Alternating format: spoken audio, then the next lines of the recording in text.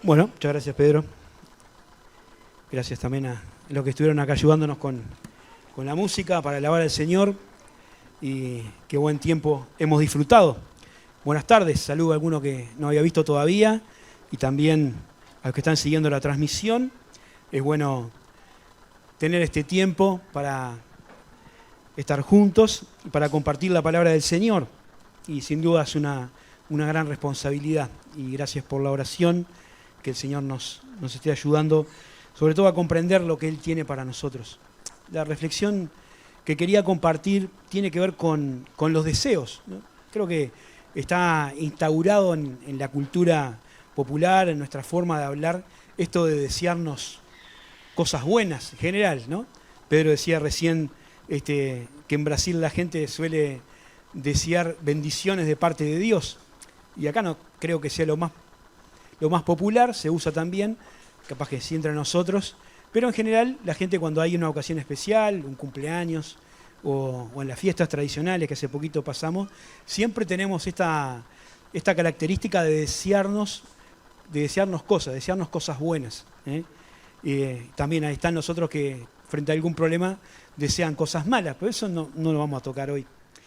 Y sí, me gustaría pensar en un pasaje de la palabra de Dios donde podemos encontrar algunos deseos, pero más que solo buenos deseos o formulismos o clichés o esas cosas que se repiten a veces sin pensar, son deseos desafiantes, peticiones que el apóstol Pablo hace para sus hermanos en la fe que tienen que ver con su crecimiento y con su desarrollo espiritual. Y para eso vamos a leer en la carta a los Colosenses, capítulo 1.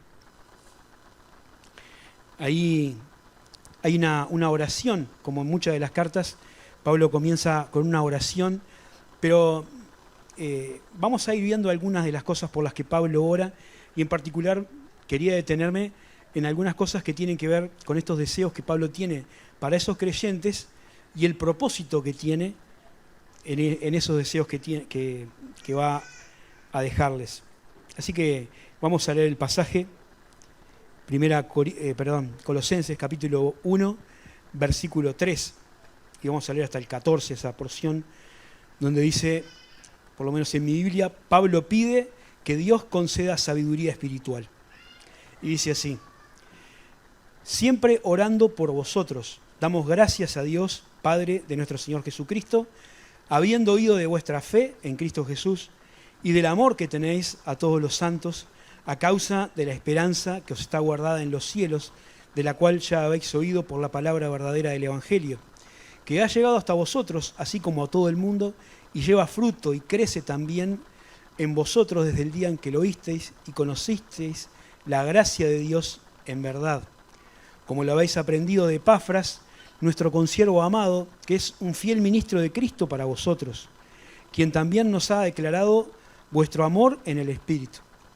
Por lo cual, también nosotros desde el día en que lo oímos, no cesamos de orar por vosotros y de pedir que seáis llenos del conocimiento de su voluntad en toda sabiduría e inteligencia espiritual, para que andéis como es digno del Señor, agradándole en todo, llevando fruto en toda buena obra y creciendo en el conocimiento de Dios, fortalecidos con todo poder, conforme a la potencia de su gloria, para toda paciencia y longanimidad, con gozo, dando gracias al Padre que nos hizo aptos para participar de la herencia de los santos en luz, el cual nos ha librado de la potestad de las tinieblas y trasladado al reino de su amado Hijo, en quien tenemos redención por su sangre, el perdón de pecados. Bien, este texto vamos a estar considerando. Me quiero concentrar especialmente en los versículos 9 al 14, porque vamos a ver tres cosas que Pablo pide para los creyentes y, como le decía, el propósito por las cuales las pide. Pero un poquito de contexto, porque arrancamos la lectura en el versículo 3, donde comienza esta oración que Pablo tiene por estos hermanos. Saben que, es una característica de las cartas de Pablo arrancar siempre orando por los creyentes. No es en todas las cartas, pero en la mayoría Pablo siempre comienza dando gracias por los hermanos a los que él escribe y señalando alguna virtud o alguna cosa que sea digna de elogio, ¿eh? Algunas veces las cartas tienen que tener otro tono por las circunstancias en las que se escribe o por las razones que le impulsan. Pero en general, Pablo le gusta comenzar dando gracias por los creyentes y bendiciendo la obra que el Señor Jesús está haciendo en ese lugar. Y es interesante eso, porque creo que, por lo menos me pasa a mí, todos tenemos, o voy a hablar personalmente, tengo la idea de que a veces lo más eficiente que nosotros podemos hacer con nuestro tiempo es hacer cosas, ¿no? Creo que estamos como chipeados de esa manera, que la obra del Señor consiste en hacer, en ir, en predicar, en todas cosas que sean acciones. Y es cierto, pero también la palabra de Dios nos enseña la importancia vital que tiene la oración. El apóstol Pablo, que era un hombre marcado por la acción, ¿no? Podemos encontrar en todo el libro de los Hechos y en sus cartas la impresionante despliegue que hacía Pablo en cuanto enseñaba, en cuanto predicaba, en cuanto viajaba, cuanto aconsejaba, todo lo que hacía. Pero sin duda una parte importante de su ministerio pasaba por la oración. Y él dedicaba tiempo a orar por los creyentes, a pensar en las iglesias y, como en este caso, a pensar en iglesias y en creyentes que no conocía personalmente. Esta carta a los Colosenses es una carta particular porque Pablo no conocía a los creyentes, ¿no? Dice más adelante que él oraba por los que nunca habían visto su rostro, no conocían a Pablo personalmente. Esta carta se escribe a petición de uno de los hermanos que se menciona acá, que ahora vamos a pensar un poquito en algo que dice de él. Sin embargo, Pablo no estaba preocupado solamente por las iglesias que él había fundado, ¿no? Que eran suyas, entre comillas, sino por la obra del Señor en general. Así que ahí tenemos algunas cosas que ir aprendiendo, que son medias colaterales, pero que nos sirven para aprender lecciones. La importancia de orar a Dios por la obra del Señor y por los hermanos, y como vamos a ver, de pedir no solamente las cosas que necesitamos para nuestra vida cotidiana, que son muy legítimas y muy importantes, como hablamos y oramos por la salud, por algún problema de alguien, por trabajo, etcétera, por cosas que nos afectan nuestra vida cotidiana, sino con esta visión espiritual que tenía Pablo de pensar también en lo que los creyentes necesitaban para cultivar y desarrollar su fe, como vamos a estar mirando un poquito más adelante. Y otra cosa que me gustaba es esta característica, ¿no? de esta visión amplia de la obra del Señor, de saber que la obra de Dios no es solamente nuestra iglesia y los lugares donde nosotros podamos ayudar, sino que hay una obra del Señor que se está haciendo en diferentes partes, por distintos hermanos, a veces con matices diferentes, pero que tiene el mismo propósito de llevar el Evangelio de Jesucristo a las personas que lo necesitan. Y Pablo oraba por todo esto. Vimos, los primeros versículos están enfocados en la gratitud por lo que Dios está haciendo en los creyentes, ¿eh? Como decíamos, era algo que él hacía constantemente. ¿Vieron cómo arranca el versículo? Dice, siempre orando por vosotros. Entonces, no era algo que Pablo hacía de vez en cuando se acordaba, o algún día porque se sentía muy inspirado, sino que su práctica cotidiana era dedicar tiempo a la oración. Pero también vemos que era una cuestión de perseverancia, orando todo el tiempo y orando con acción de gracias. Estas dos cosas son especialmente, por lo menos, relevantes para mí, porque me parece que tenemos un déficit de gratitud, ¿no? Un déficit en tiempo de oración y un déficit, además de eso, en la actitud de agradecer al Señor, ¿eh? Siempre que acá tenemos nuestro tiempo de oración y empezamos a poner en columnas las cosas por las cuales orar, generalmente gana entre comillas, ¿no? Hay más cosas en la lista de peticiones que en la lista de agradecimientos. Y a veces, bueno, es lógico, porque uno siempre estamos preocupado por lo que necesita. Pero la palabra de Dios constantemente nos está recordando que no nos olvidemos de agradecer. Claro que tenemos seguramente muchas más cosas que son acuciantes que tenemos que pedir al Señor. Y no hay que dejar de hacer eso. Pero está bueno tener esta actitud de gratitud que Pablo tenía en sus cartas, que nos enseña a tener a nosotros. ¿Cuántos versículos podemos encontrar en la palabra de Dios donde nos inspira la Biblia a que tengamos nuestro tiempo de gratitud cuando oramos? Dice, por ejemplo, en esta carta un poco más adelante, en el capítulo 3, versículo 15, y la paz de Dios gobierne en vuestros corazones, a la que asimismo fuisteis llamados en un solo cuerpo, y sed agradecidos. Y más adelante, versículo 17, y todo lo que hacéis, sea de palabra o de hecho, hacedlo todo en el nombre del Señor Jesucristo, dando gracias a Dios el Padre por medio de Él. Dice más adelante, 4.2, perseverad en la oración, velando en ella con acción de gracias. Primera Tesalonicenses 5, dad gracias en todo, porque esta es la voluntad de Dios para con vosotros en Cristo Jesús. Estoy diciendo versículos que creo que más o menos hemos escuchado alguna vez, capaz que alguno podemos saber de memoria. Filipenses 4.6, por nada estéis afanosos, sino sean conocidas vuestras peticiones delante de Dios en toda oración y ruego con acción de gracias. Y no es solamente acordarnos de repetir una fórmula, ¿no?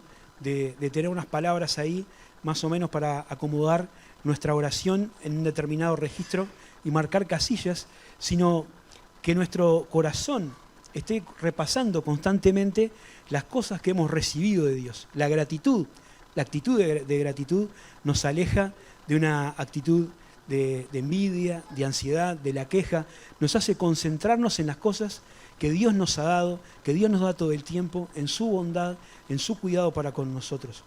Y eso cambia también a veces la perspectiva de nuestra vida. La iglesia en Colosas era una iglesia que estaba siendo infiltrada por falsos maestros. Era una iglesia en la cual los creyentes tenían cosas todavía que mejorar en cuanto a su carácter y a su estilo de vida, como uno puede descubrir por lo que Pablo les escribe. Sin embargo, Pablo, antes de ocuparse de todas esas cosas, dedica un tiempo para agradecer y para resaltar las virtudes de los creyentes. Vieron que ahora Pablo dice que da gracias por lo que Dios está haciendo en la vida de aquellos hermanos, ¿no? Dice, había oído de la fe, del amor y de la esperanza que ellos estaban manifestando. Estas tres características las encontramos varias veces en la Escritura y también el apóstol Pablo la usaba mucho, la fe, la esperanza y el amor, que algunos escritores llaman las virtudes teologales, ¿no? Esas cosas que Pablo dice que son las más importantes, ¿se acuerdan? 1 Corintios 13. Y estos hermanos, en su estilo de vida, en su forma de conducirse, manifestaban estas cosas, ¿no?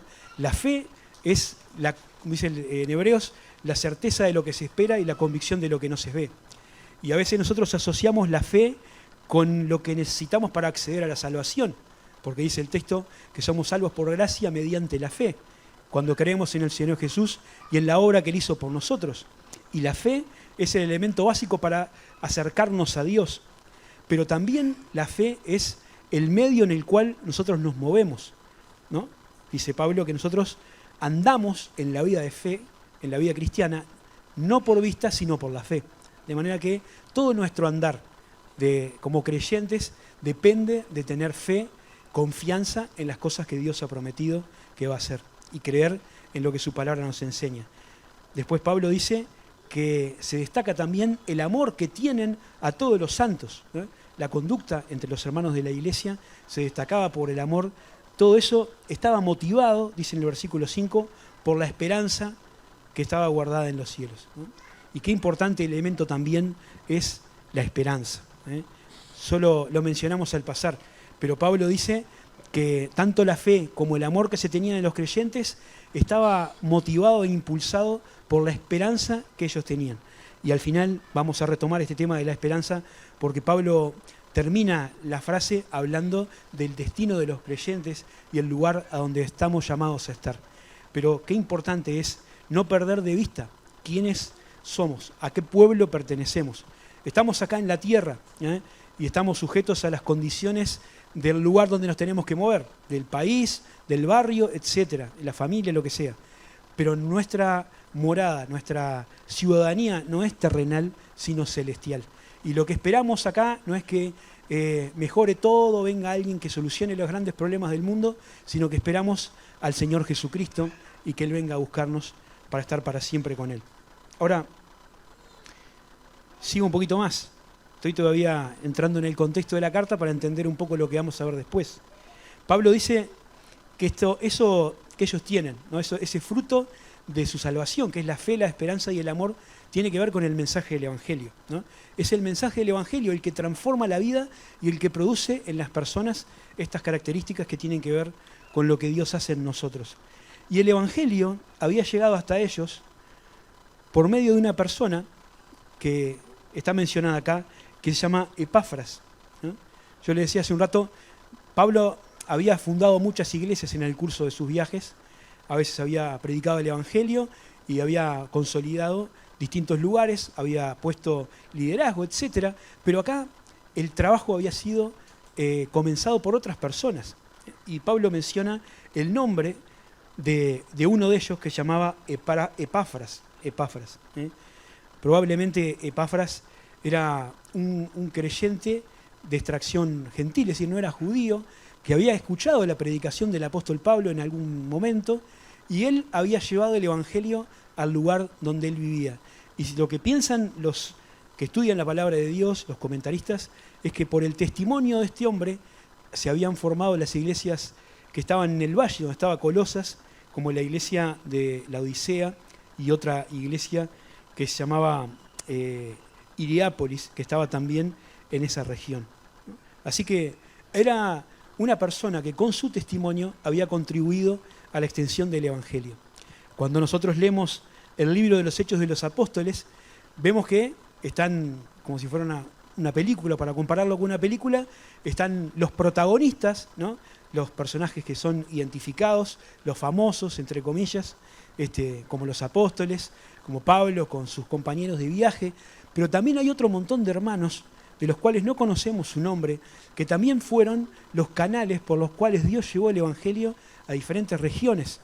Y ahí en los primeros capítulos de Hechos vemos que a causa de una persecución que se generó en Jerusalén, las personas salían de los lugares, corridas por la persecución, para escapar y salvar su vida, pero por los lugares a donde iban, ellos hablaban a otros acerca del Señor Jesús.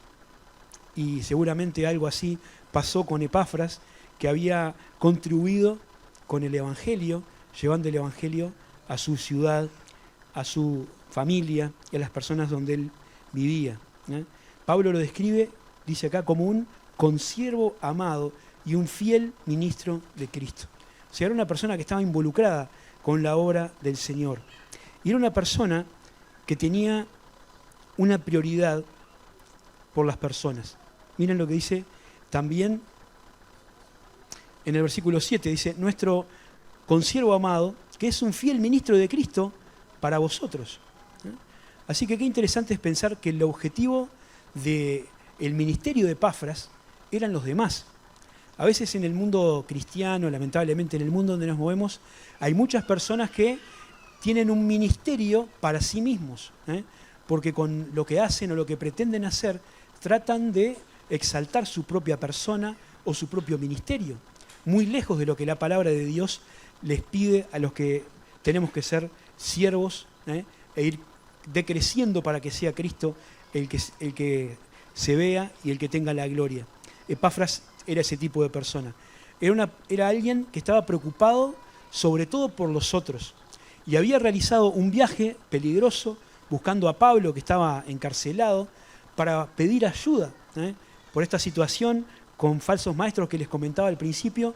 Quería encontrarse con Pablo para plantearle la situación y solicitarle ayuda para encauzar la enseñanza de la Escritura. No estaba preocupado por si Pablo le iba a sacar el lugar o él iba a quedar como alguien débil dentro del liderazgo porque tenía que recurrir a otro. Él estaba preocupado por el crecimiento de los hermanos y preocupado porque ninguno de ellos fuera desviado de la fe genuina en el Señor. Sin embargo, otra cosa interesante es que Epafras tenía una visión positiva, ¿no? Qué interesante. Miren, dice Pablo que había oído, versículo 4, vuelvo un poquito para atrás, habiendo oído de vuestra fe en Cristo Jesús y del amor que tenéis a todos los santos, ¿no? ¿Y dónde había oído Pablo eso? No había todavía redes sociales, no había WhatsApp y estados de WhatsApp. ¿De dónde sacó Pablo que la iglesia de Colosas tenía problemas, pero también tenía hermanos que se amaban, hermanos que estaban firmes que se fortalecían en la esperanza. Sin duda que fue por lo que Epafras contó. Así que era un hombre que también tenía una visión positiva. No ignoraba las situaciones de problemáticas que había, no minimizaba los problemas, pero tampoco se quedaba solamente con lo malo. No solamente veía lo que podría llegar a pasar y todo ese desacierto que estaban cometiendo algunos, ¿no? Los peligros, sino que también tenía una visión positiva de una iglesia a la que él amaba, ¿no? Destacaba las cosas buenas de los hermanos y hablaba bien de la iglesia. Y qué importante es que esto también sea una actitud que nosotros cultivemos en nuestro corazón. Tenemos que ser críticos, tenemos que tener ojos abiertos para ver las cosas que realmente están pasando entre nosotros y qué cosas podemos mejorar y qué cosas depende de nosotros mejorar. Pero también tenemos que tener esta actitud de amarnos fraternalmente, de defendernos y de hablar bien de la iglesia. Porque si solo comentamos las cosas que salen mal o las que están mal o las que no se hacen, realmente estamos, como dicen popularmente, pegándonos tiros en los pies. No ayudamos a las personas que están buscando a alguien, están buscando al Señor o que están buscando un lugar donde realmente puedan encontrar la ayuda que necesitan desde el punto de vista espiritual. Ahora, pasemos al versículo 9. Yo quería concentrarme en este versículo. Perdí un poco de tiempo, o invertí un poco de tiempo en llegar a esta parte, porque Pablo ahora pasa de esta gratitud, ¿no? De este tiempo de hablar de los hermanos por los que estaba orando y de Epafras, que era el intermediario, para concentrarse en el centro de su petición. Y hay tres cosas ahí que Pablo pide, que como decíamos al principio, son tres deseos desafiantes que Pablo tiene con los creyentes en Colosas y creo que con los creyentes en general, también con nosotros. Es el conocimiento para andar como es digno del Señor, la fortaleza para soportar con paciencia y la gratitud para gozar de nuestra herencia. Me llama la atención ver cómo de cada cosa que Pablo dice se repite la palabra para, ¿no? Para. Es decir, todo lo que él está pidiendo, lo está pidiendo con un propósito, con un objetivo, porque sabe que eso que él pide le va a servir a los creyentes para dar pasos hacia adelante en el crecimiento de su vida espiritual. El primero es el discernimiento espiritual o el conocimiento para andar como es digno del Señor. Dice el versículo 9, por lo cual nosotros también desde el día que lo oímos no cesamos de orar por vosotros y de pedir que seáis llenos del conocimiento de su voluntad en toda sabiduría e inteligencia espiritual. Versículo 10, para que andéis como es digno del Señor, agradándole en todo, llevando fruto en toda buena obra y creciendo en el conocimiento de Dios. Así que lo primero que Pablo pide para los creyentes es conocimiento. Conocimiento espiritual, conocimiento de Dios. Entender la voluntad de Dios. Y qué gran deseo es este para nosotros, ¿no? No podemos hacer lo que Dios quiere, no podemos obedecer a Dios, no podemos caminar en sus caminos si no conocemos cuál es la voluntad de Dios. No puedo decir, Señor, enséñame a hacer tu voluntad si no la conozco y no me preocupo por entenderla y por conocerla. Ahora, lo bueno es que Dios no esconde su voluntad para nosotros. A veces hay personas que piensan que la Biblia hay que analizarla como si fuera una especie de pistas secretas, ¿no? Buscando y sumando letras y contando números y leyendo de atrás para adelante, de arriba para abajo. Y la palabra de Dios está escrita para nosotros, para ser entendible y clara, para que nosotros leyéndola podamos comprender qué es lo que Dios quiere que nosotros hagamos, cómo quiere que nosotros vivamos. Ya sabemos que hay cosas difíciles de entender porque la forma en cómo Dios se reveló a nosotros por medio de su palabra implica algunas dificultades. Es un libro que se escribió a lo largo de miles de años por 40 autores diferentes en un contexto histórico y social y cultural muy distinto al nuestro. Para nosotros entenderlo tenemos que dedicarle un poco de tiempo y estudiar la palabra de Dios. Pero Dios no quiere escondernos su voluntad. Dios quiere que nosotros sepamos lo que Él quiere. Y muchas cosas las podemos leer y son absolutamente claras, incluso, aunque uno sea alguien muy nuevo en la fe, incluso aunque sea un niño, y diga, bueno, apenas sé leer y no conozco mucho, pero leyendo la palabra de Dios, ahí está lo que Dios quiere que nosotros hagamos. Dios se revela a través de su palabra y para conocer la voluntad de Dios tenemos que conocer la palabra de Dios. Y su voluntad, como dicen Romanos, para nosotros es siempre buena, agradable y perfecta. Y la palabra de Dios no es solamente un conocimiento desde el punto de vista teórico, no es como aprenderse alguna cosa muy técnica o muy abstracta y conocer algunos detalles ahí solamente de información, de guerras, de datos históricos, de reyes, sino que la palabra de Dios es para que nosotros podamos aplicarla en nuestra vida cotidiana, ¿no? Son un conjunto de elementos que Dios nos proporciona para que podamos vivir de la manera, no solamente que le agrada a Dios, sino que es de bendición y buena para nosotros. Así que el conocimiento de Dios proviene de leer su palabra, pero también de leerla en la presencia de Dios. Es decir, no leerla solamente como uno podría leer el diario o algún libro de historia, sino con el sentimiento de que lo que estamos leyendo es el mensaje de Dios para nosotros. Y ahí dice Pablo que ese conocimiento lo necesitamos para andar como es digno. La voluntad de Dios está en la Biblia de manera genéricamente expresada, ¿no?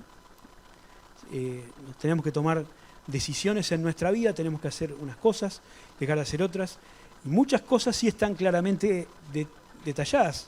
Qué cosas tenemos que hacer y qué cosas tenemos o no tenemos que hacer, hay muchas cosas que están ahí, ¿no? No podemos preguntarnos si Dios querrá que prediquemos el Evangelio, por poner algo muy obvio, ¿no? La Biblia dice claramente que nosotros tenemos que tener una actitud de compartir el Evangelio. No tenemos que preguntarnos si Dios quiere que yo mienta o que yo mate o que yo adultere. La Biblia dice claramente que esas cosas tienen que estar fuera de nuestra vida. Ahora, a veces tenemos que tomar decisiones prácticas en temas de trabajo, en temas de familiares, en temas de administración personal, etcétera, etcétera. Y no vamos a encontrar una instrucción escrita así para nosotros, para el caso puntual. Lo que hay que hacer es conocer la palabra de Dios y aplicarla a nuestra vida. Por eso Pablo dice que él pide para ellos conocimiento, en el versículo 9, de su voluntad en toda sabiduría e inteligencia espiritual. Y esto tiene que ver con la capacidad de aplicar la palabra de Dios, ¿no? La sabiduría y la inteligencia tienen que ver con la capacidad de aplicar la palabra de Dios a nuestra vida. En nuestro mundo, capaz que una persona muy sabia es alguien que sabe mucho, un técnico, un erudito en alguna materia. Pero cuando nosotros encontramos en la palabra de Dios este concepto de sabiduría, normalmente tiene que ver con la capacidad de saber vivir de la forma en que le agrada a Dios, ¿eh? Entonces no se necesita ser un gran experto en algo para ser sabio. Simplemente alcanza con saber a quién hay que temer y a quién hay que poner en primer lugar de nuestra vida. En los Proverbios se nos dice que el principio de la sabiduría es el temor del Señor, ¿no? Y que los insensatos son los que desprecian la enseñanza de la palabra. Por lo tanto, los sabios son aquellas personas que escuchan la palabra de Dios y la ponen en práctica. Ahora, Pablo dice que ustedes puedan conocer más a Dios, que sean capaces de entender su voluntad y aplicarla en las situaciones de su vida cotidiana. ¿Para qué? Bueno, para tener una vida coherente con su fe. Dice en el versículo 10, para que andéis como es digno del Señor, agradándole en todo, llevando fruto en toda buena obra y creciendo en el conocimiento de Dios, ¿no? Así que el propósito del conocimiento que tenemos que tener no es solamente llenar nuestra cabeza de información, sino aplicarlo a nuestra vida cotidiana para que podamos agradar a Dios. Y agradar a Dios tiene que ver con vivir de acuerdo con su voluntad. Ya decíamos, Dios ya ha dejado establecida cuál es su voluntad, ¿no? Que vivamos una vida de santificación, que vivamos una vida que ande en sus caminos, que pongamos en práctica sus mandamientos, ¿sí? Que tratemos de hacer todo para su gloria, no solamente pensar en no hacer cosas malas, sino en que nos enfoquemos en hacer lo bueno, lo que edifica y lo que bendice al prójimo. También que podamos llevar fruto, andar como es digno del Señor, agradándole al Señor y llevando fruto en toda buena obra. Y el fruto, en el contexto de este pasaje, tiene que ver con el resultado visible de nuestra fe. Siempre que la Biblia habla de fruto, habla de la consecuencia o el resultado de lo que hay en nuestro interior. Jesús decía, el árbol se conoce por sus frutos, ¿no? O sea que lo que hay en nuestro corazón, esa fe que es intangible, que es invisible para los de afuera, solo puede ser percibida por la forma en cómo nosotros nos comportamos y por las cosas que decimos. Santiago dice que la fe sin obras es muerta porque no existe una fe que no tiene obras, porque si hay una verdadera fe, tendría que manifestarse en actos, en acciones o en palabras. Y la tercera cosa en la que se aplica la sabiduría y la inteligencia espiritual es en crecer en el conocimiento de Dios. Y noten cómo acá Pablo está como cerrando un círculo virtuoso, ¿no? Círculo vicioso cuando unas cosas llevan una consecuencia mala y se empeora cada vez más. Pero acá es un círculo virtuoso, porque esta aplicación de la sabiduría y del conocimiento de Dios, de la inteligencia espiritual, nos lleva a una búsqueda más profunda del Señor. Y eso retroalimenta el proceso. Conocer más a Dios, aprender de lo que Él quiere, nos lleva a tener una relación de intimidad más profunda con el Señor. Siempre que pienso en esto, me acuerdo de la experiencia de Job, del justo Job, ahí en el libro que lleva su nombre, cuando al final del libro, después de toda la experiencia que le había tocado atravesar a Job, él dice, de oídas te había oído, pero ahora mis ojos te ven. La Biblia arranca diciendo que Job era un hombre justo, ¿no? Que no había otro como él en la tierra, que agradaba a Dios, que le conocía, que le adoraba, que se preocupaba por las personas, que oraba todo el tiempo por sus hijos. Sin embargo, la experiencia que le tocó atravesar, todo ese momento de incertidumbre, de dolor y de pérdida, le llevaron a Job a conocer al Señor de una manera más profunda. Y esto es lo que desea Pablo para nosotros, ¿no? Que busquemos a Dios, que pongamos en práctica su palabra y que haciendo eso llegamos a destrabar, como dicen ahora los gurises, destrabar niveles en el conocimiento de Dios y aprender más de Él teniendo una relación como el Señor quiere que nosotros tengamos. Así que el primer deseo desafiante es el conocimiento de la voluntad de Dios, para poder agradarle, para poder llevar fruto y para poder seguir conociéndole cada vez más. Pero hay un segundo deseo que tiene que ver con la fortaleza para soportar con paciencia.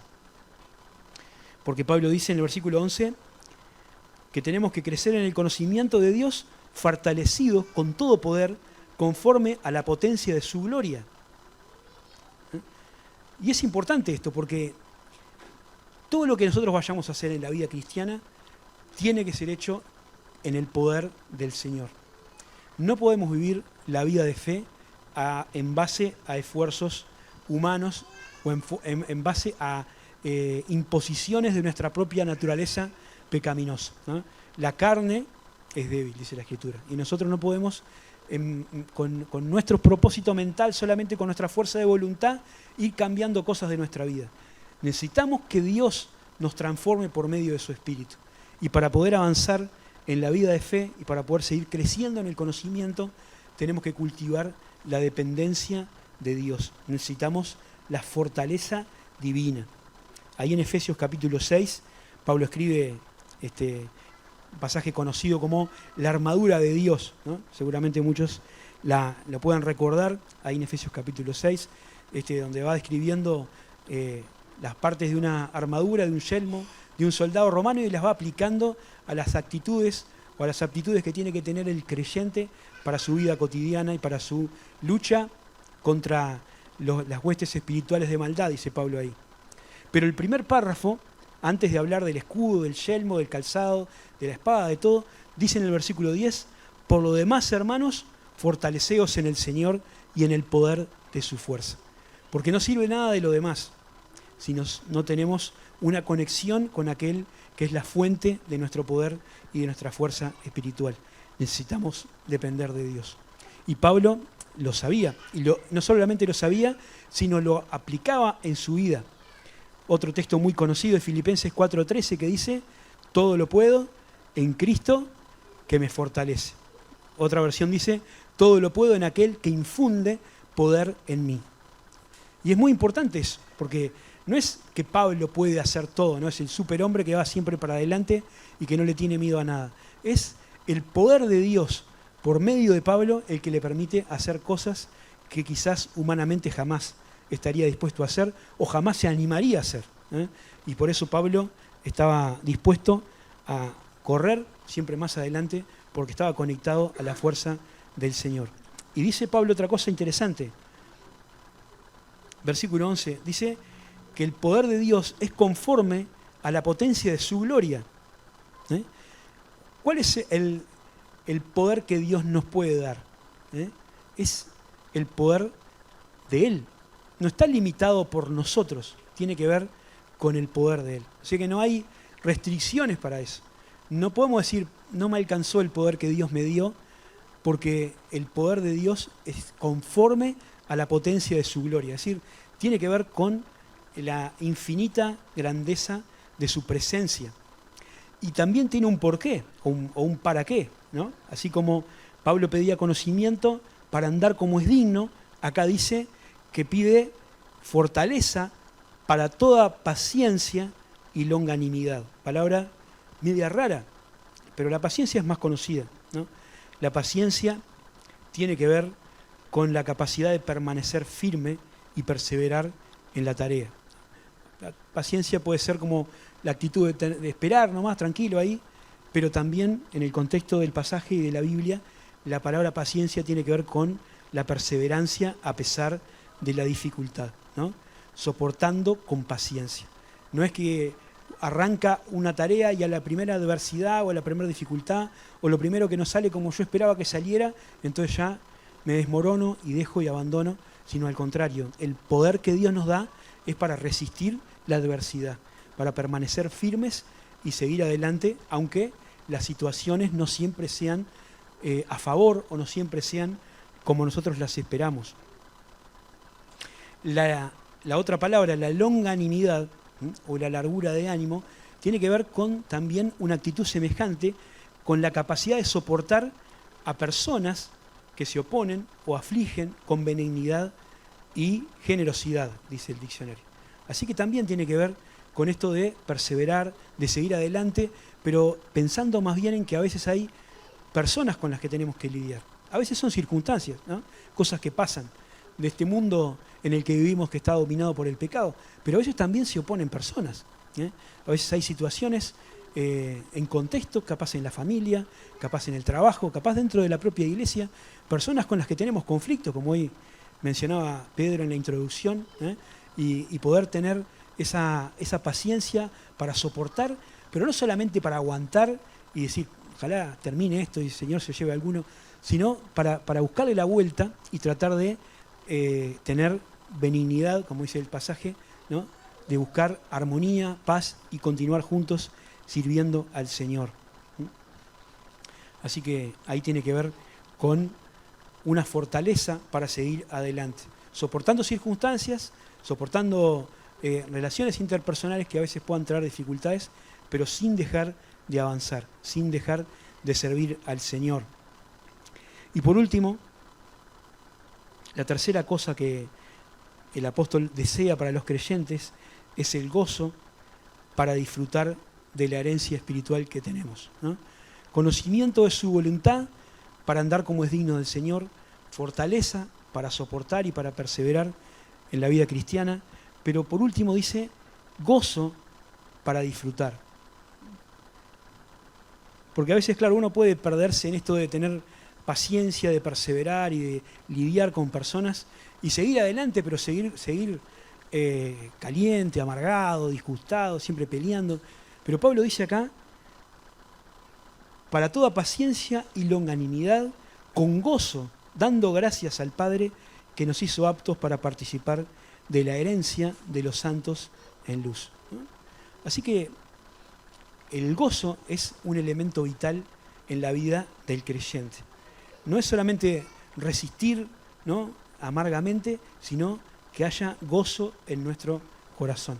No necesariamente tiene que ser carcajada y alegría todo el tiempo, porque sabemos que eso está fuera de nuestro alcance y hay muchas situaciones que a veces están en angustia y dolor al corazón. Pero el gozo tiene más que ver con esa estabilidad que le da la paz de Dios a nuestro corazón. Y de saber que aunque a veces haya tormentas en el exterior, nosotros podemos seguir gozándonos y disfrutando de lo que Dios está haciendo. Y Pablo vuelve a tocar el tema de la gratitud, con gozo dando gracias al Padre, ¿no? ¿Y cómo están relacionadas estas cosas, ¿no? El gozo, ¿no?, este deleite en lo que Dios hace, este deleite en la presencia del Señor, ajusta, sintoniza nuestra mirada a las cosas que Dios ha hecho. Puede ser que desde el punto de vista material, o de la salud, o del trabajo, falten muchas cosas y estemos pidiendo por muchas cosas, pero Pablo acá le está hablando no de cosas materiales o de problemas que a veces pueden existir, sino de lo que estaba reservado para ellos, ¿no? Una de las cualidades que Pablo destacaba era la esperanza de los creyentes, ¿no? Ellos tenían fe, se amaban y se fortalecían en la esperanza. Por eso acá Pablo trae a colación otra vez que ellos puedan seguir creciendo, recordando la herencia que les estaba guardada, ¿no? Dice acá, el Padre nos hizo aptos para participar de la herencia de los santos en luz. ¿Qué tiene que ver eso? Bueno, es parte de la obra de la salvación, ¿eh? Cuando Dios nos salva, nos hace parte de Jesucristo, nos une al Señor, dice la Escritura. Por lo tanto, pasamos a ser coherederos con Cristo y a disfrutar de la herencia que el Señor tiene para nosotros en este tiempo, ¿no? El pueblo de Israel, en el Antiguo Testamento, tenía una herencia, ¿no? Dios le había hablado a Abraham cuando estaba todavía en Ur de los Caldeos y le había prometido algunas cosas a su descendencia. Tenía una tierra donde iba a vivir para su descendencia para siempre, tenía una descendencia innumerable como la arena del mar, tenía una bendición espiritual que iba a venir al mundo por medio de su simiente, y esa es la herencia del pueblo de Dios. Nosotros tenemos una herencia que está reservada en los cielos para nosotros. Dice Pedro que es una herencia incorruptible, incontaminada e inmarcesible, quiere decir que no se marchita, no se echa a perder, y que está reservada en los cielos para nosotros. Esa es nuestra esperanza. Nosotros esperamos las cosas que el Señor nos ha prometido, que son cosas espirituales. Sin duda Dios tiene muchas bendiciones para acá, en la tierra para nosotros, cosas que vamos a disfrutar. Pero la herencia que esperamos realmente es la que está en los cielos, reservada para nosotros. Y tenemos, dice el apóstol Pablo en Efesios, las arras de nuestra herencia, que es el Espíritu Santo, ¿no?, que es la que nos asegura que un día vamos a estar para siempre con el Señor, disfrutando de todo lo que Él ha preparado para nosotros, y que lo recibimos solamente porque hemos sido hechos aptos por medio de la obra de la cruz, ¿eh? Y dice otra vez más adelante que Él nos ha liberado de la potestad de las tinieblas y trasladado al reino de su amado Hijo. Y ahí está utilizando la metáfora de la luz para hacernos pensar en este contraste de la luz con las tinieblas, del bien con el mal, ¿no?, de nuestra situación antes de conocer al Jesucristo y aquella a la que somos trasladados. Porque la Biblia dice claramente que todos aquellos que no conocen al Señor Jesús como Salvador personal, que nunca le entregaron al Señor su vida, están muertos en sus delitos y pecados. Están, dice este pasaje, esclavizados en un mundo de tinieblas, ¿no? Son esclavos del enemigo de Satanás, dice Pablo en Efesios. Ahora, hay alguien que puede darte, que pudo darnos libertad y que puede dar libertad a todo aquel que cree en Él, que es Jesucristo, ¿eh? Dice el Señor, dice acá, que Él nos ha librado de la potestad de las tinieblas y nos ha trasladado al reino de su amado Hijo. Qué figura impresionante, ¿eh? De estar en un lugar de tinieblas, de sometimiento, de muerte espiritual, de alejamiento de Dios y con la perspectiva de la condenación eterna. Ahora hemos sido arrancados de ese lugar y trasladados a un reino de luz admirable, ¿eh? dos lugares bien diferentes donde el alma inmortal de los seres humanos puede terminar. Y por eso, siempre que hablamos de esto, recordamos el llamado del Señor Jesucristo a creer en Él para encontrar salvación. Dice que el que no cree ya ha sido condenado. Las personas que no creen en Jesucristo, que no aceptan la obra de Dios para perdón de sus pecados, están en ese lugar de tinieblas permanentes donde reina Satanás. Pero es un lugar que tiene una salida que no puede procurarse el que está en tinieblas, pero sí puede ser sacado de ahí por el Señor Jesucristo por medio de la fe.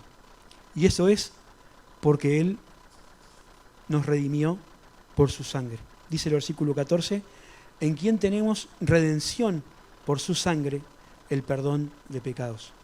Y esta expresión redención, que ya no es utilizada en nuestro tiempo, tenía que ver con una costumbre del tiempo donde Pablo escribe, cuando una persona podía entrar a un mercado donde se vendían esclavos, comprar a una persona, pagar el precio que costaba a esa persona y darle la libertad. Eso era redimir a alguien, comprar para liberar.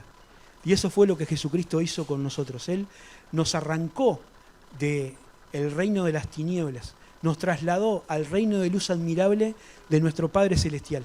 Pero eso lo hizo al precio de su sangre, que es su vida. Cuando la Biblia habla de la sangre en este sentido, es la referencia a la vida de alguien. Cuando dice ahí que el Señor nos compró por su sangre, quiere decir que Jesús nos compró entregando su vida.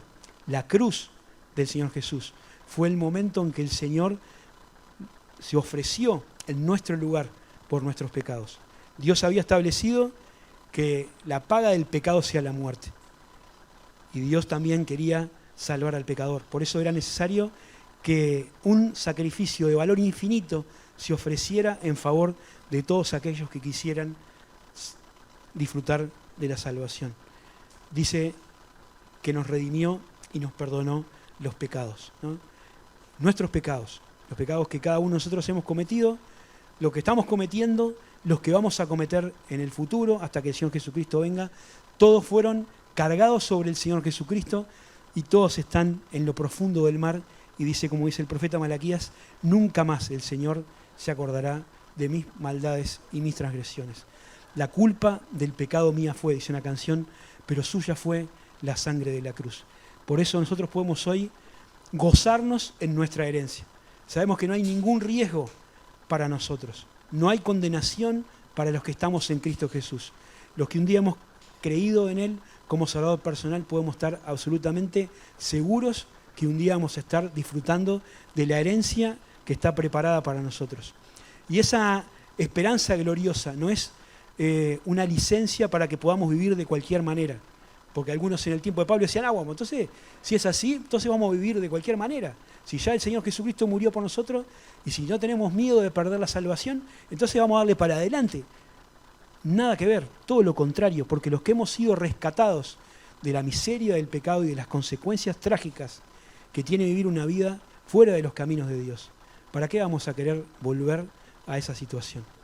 Más bien deberíamos andar como es digno del Señor. Que no solo es algo que le agrada, que no solo es algo que trae fruto, sino que es algo que bendice nuestra vida y la vida de aquellos que nos rodean.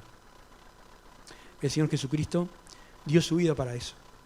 Y también dio su vida para que si hay alguien hoy acá que quiera ser trasladado de las tinieblas a la luz admirable del Señor, pueda venir delante de Él en esta hora y pedir al Señor que le rescate, que le libre de las garras del pecado, de la muerte, de la condenación eterna y le lleve con Él a su reino de gloria.